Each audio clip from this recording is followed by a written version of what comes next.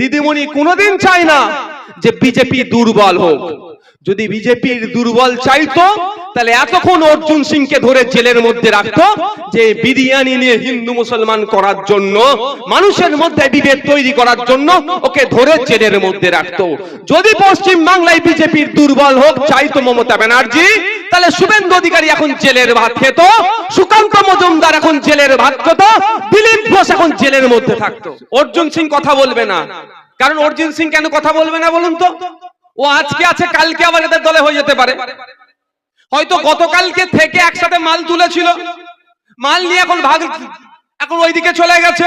কিন্তু আমাদের তো কটা কোশ্চেন তো করতেই হবে ভাই, যে কোনো কোশ্চেন গুলো করলে অর্জুন সিং ভয় পেয়ে যাবে, যে কোশ্চেন অর্জুন সিং জীবনেও করতে পারবে না, যে কোশ্চেন পার্থবাবুরাও করবে না, যে কোশ্চেন আপনার এমএলএও করবে না, যে কোশ্চেন শুভেন্দু অধিকারীও করবে না, যে কোশ্চেন মমতা ব্যানার্জি করবে না, সে কোশ্চেন আমাদেরকে করতে হবে।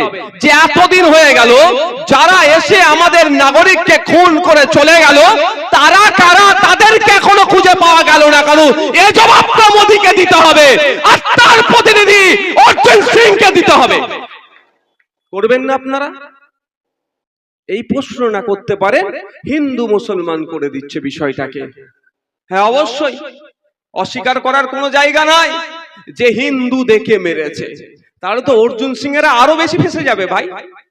ভারতবর্ষের ইতিহাসে দেখুন, দলিত হওয়ার জন্য পিটিয়ে মেরেছে, আদিবাসী হওয়ার জন্য মেরেছে, মুসলমান হওয়ার জন্য মেরেছে, কিন্তু ভারতবর্ষের ইতিহাসে খুঁজে পাবেন না টেররিস্টরা আক্রমণ করেছে, পাকিস্তান থেকে এসে হিন্দু বেছে বেছে খুন করেছে, এই প্রথম হয়েছে। কিন্তু ইতিপূর্বে ভারতবর্ষের অনেক প্রধানমন্ত্রী ছিলেন। অটল বিহারী বাজপেয়ীজি বিজেপির প্রধানমন্ত্রী ছিলেন, তিনি নিজেকে হিন্দু হৃদয় সম্রাট বলে দাবি করতে পারেনি, বা তার চালাচামুন্ডা যারা ছিল, দলের যারা ছিল, তাদেরকে দিয়েও এই দাবি করায়নি। কিন্তু কে নিজেকে হিন্দু হৃদয় সম্রাট বলে দাবি করাচ্ছে? নরেন্দ্র দামোদর দাস মোদী। সে নিজেকে কি বলছে? হিন্দুদের রক্ষাকর্তা। তাহলে তো আমরা প্রশ্ন তুলবো, কারণ আমার প্রতিবেশী হিন্দু ভাই আজকে ক্ষতিগ্রস্ত হয়েছে, আমার প্রতিবেশী হিন্দু ভাইয়ের ধর্ম দেখে খুন হতে হয়েছে। কার আমলে? মোদির আমলে। মোদির পুলিশ কি করছিল, অমিত শাহর পুলিশ কি করছিল, দেখে দেখে আমার 26টা হিন্দু ভাইয়ের ধর্মীয় পরিচয় দেখে খুন করার টাইম কি করে পেল? এই জবাবটা মোদি অমিত শাহকেই দিতে হবে। কে দেবে জবাবটা? মোদি অমিত শাহকে দেওয়া দরকার। দুর্ভাগ্য, মোদি অমিত শাহর কাছে না প্রশ্ন করে হরিদ্বারের এক কাশ্মীরি শাল বিক্রেতাকে ধরে টানাটানি করছে, গরিব ভ্যান চালককে ধরে টানাটানি করছে, গরিব চা বিক্রেতাকে ধরে টানাটানি করছে, ও একটু বিরিয়ানির দোকান কে লাগাচ্ছে তাকে ধরে টানাটানি করছে। প্রশ্ন তো করতে হবে মোদি অমিত শাহকে, যে কাশ্মীরে 5 মিটার 10 মিটার ছাড়া ছাড়া সেন্ট্রাল ফোর্স থাকে, সেই কাশ্মীরের কিভাবে অত বড় হাতিয়ার নিয়ে এসে একসাথে দেখে দেখে এত মানুষকে খুন করার সময় পেল কি করে? ওখানে আর্মি ছিল না কেন? এই প্রশ্ন করতে হবে। এই প্রশ্ন না করতে পারেন, হিন্দু মুসলমান খেলা লাগিয়ে দেওয়ার চেষ্টা করছে। প্রশ্ন করবেন না আপনারা? আমি গিয়েছিলাম, পশ্চিম বাংলার 3 জন মানুষ কে শহীদ করেছে, খুন করেছিল ওরা।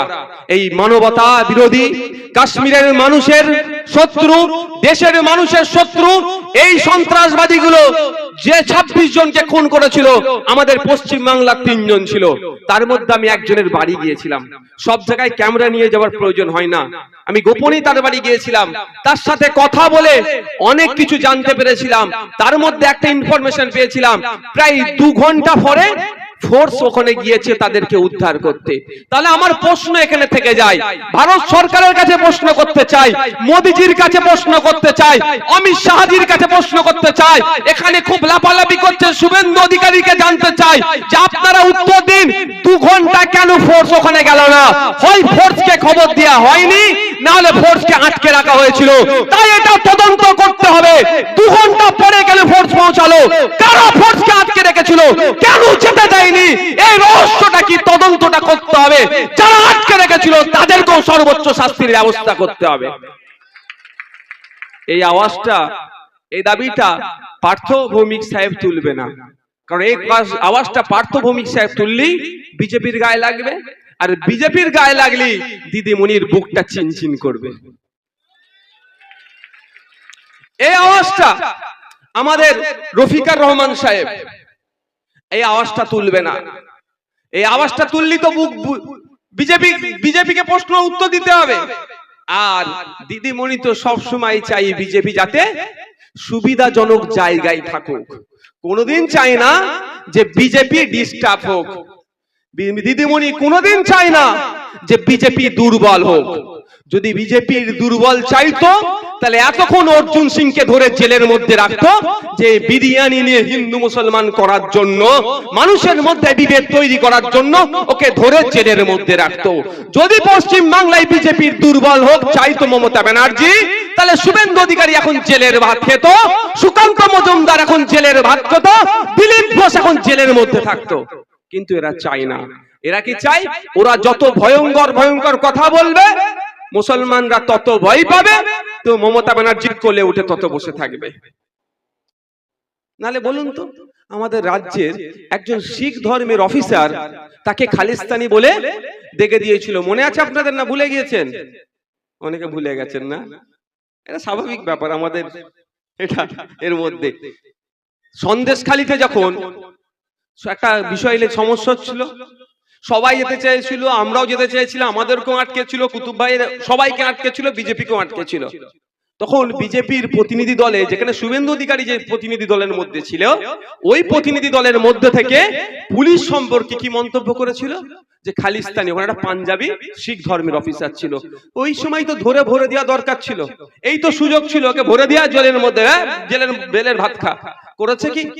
এরা করেনি, আর করবেও না। কারণ এরা যদি শুভেন্দু অধিকারী বলা বন্ধ করে দেয়, ভয় দেখানো যদি বন্ধ করে দেয়, দিলীপ ঘোষ যদি ভয় দেখানো বন্ধ করে দেয়, সুকান্ত মজুমদাররা যদি, এই অর্জুন সিং এরা যদি ভয় দেখানো বন্ধ করে দেয়, তাহলে আপনি আর তৃণমূলের কোলে উঠে বসে থাকবেন? আপনি তো নেমে যাবেন। তখন বলবে আপনার পালক গজিয়ে যাবে।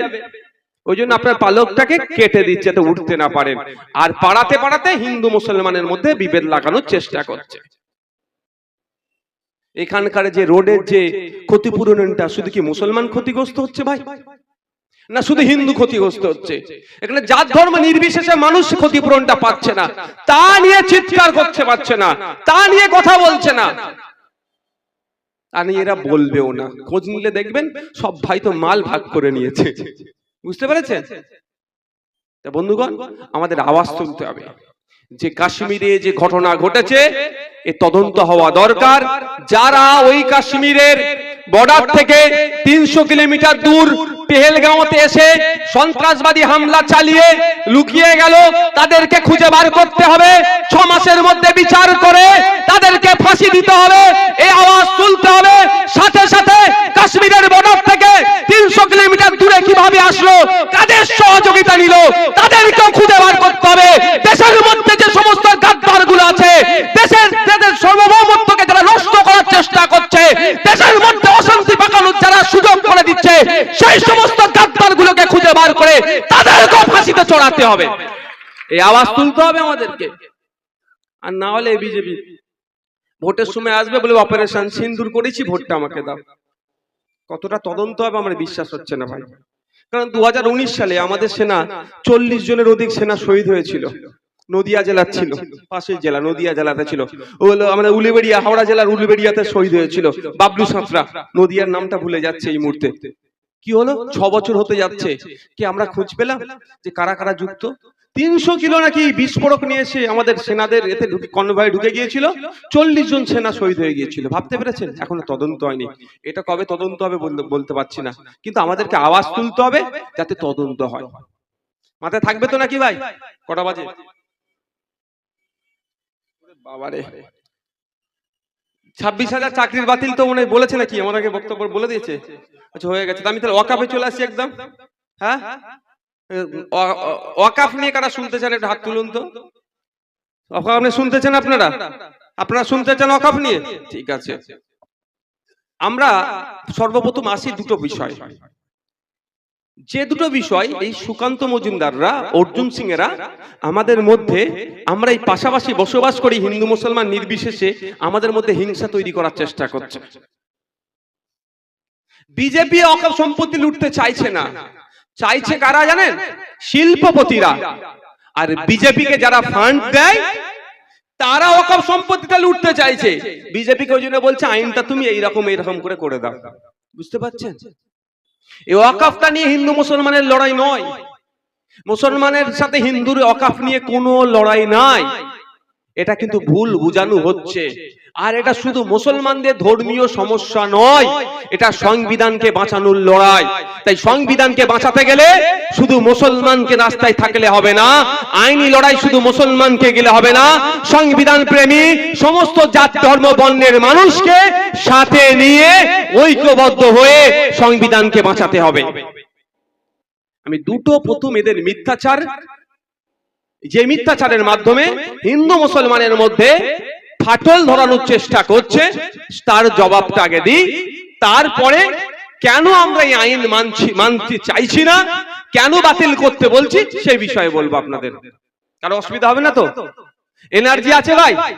এনার্জি আছে তো? একদম ঠিক বলছেন তো ভাই? ঠিক আছে। অনেক সময় এনার্জি লস হয়ে যায়, আমি ছেড়ে দেবো যদি এনার্জি লস হয়ে যায়। আমার নিজের আজকে এনার্জি নাই, সত্যি বলছি।